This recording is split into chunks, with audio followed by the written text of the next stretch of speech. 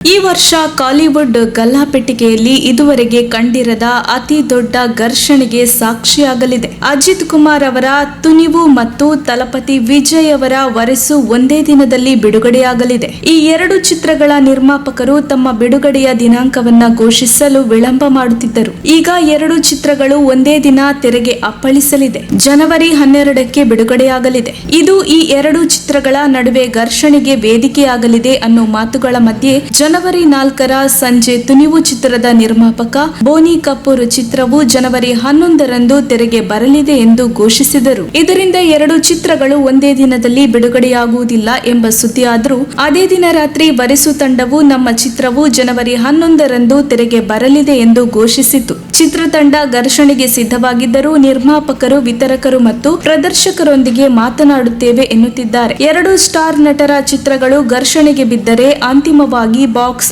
Office ಕಲೆಕ್ಷನ್ಗಳ ಮೇಲೆ ಅದು ಪರಿಣಾಮ ಬೀರಬಹುದು. ಸನ್ ನೆಟ್ವರ್ಕ್ ಬ್ಯಾನರ್ನಲ್ಲಿ ತೆರೆ ಕಾಣಲಿರುವ ವರೆಸು ಚಿತ್ರ ಫ್ಯಾಮಿಲಿ ಎಂಟರ್ಟೈನ್ಮೆಂಟ್ ಸಿನಿಮಾ ಆಗಿದ್ದು, ಲವ್, ಫ್ಯಾಮಿಲಿ ಸೆಂಟಿಮೆಂಟ್ ಜೊತೆಗೆ ಫೈಟ್ ಸಿನಿಮಾದ ಹೈಲೈಟ್. ತಲಪತಿ ವಿಜಯ್ಗೆ ರಶ್ಮಿಕಾ ಜೋಡಿಯಾಗಿದ್ದಾರೆ. ಚಿತ್ರವನ್ನು ವಂಶಿ ಪೈಂಡಿಪಲ್ಲಿ ನಿರ್ದೇಶಿಸಿದ್ದಾರೆ. ಹಾಗೆ ಅಜಿತ್ ಅಭಿನಯವು ತುನಿವು ಜಿ ಸ್ಟುಡಿಯೋ ಬ್ಯಾನರ್ ನಲ್ಲಿ ತೆರೆ ಕಾಣಲಿದೆ. ಇದು ಪಕ್ಕಾ ಮಾಸ್ ಮೂವಿಯಾಗಿದ್ದು ಬ್ಯಾಂಕ್ ಹೈಜಾಕ್ ನ ಸುತ್ತ ಕತೆ ನಡೆಯುತ್ತದೆ. ಅದೇನೇ ಆಗಿರಲಿ, ಮನರಂಜಿಸುವ ಚಿತ್ರಗಳು ಮನರಂಜಿಸುವ ಕೆಲಸ ಮಾಡಲಿ, ಘರ್ಷಣೆಗೆ ಅದು ಕಾರಣವಾಗದಿರಲಿ ಅನ್ನೋದೇ ಫಿಲ್ಮಿ ಟಾಕ್.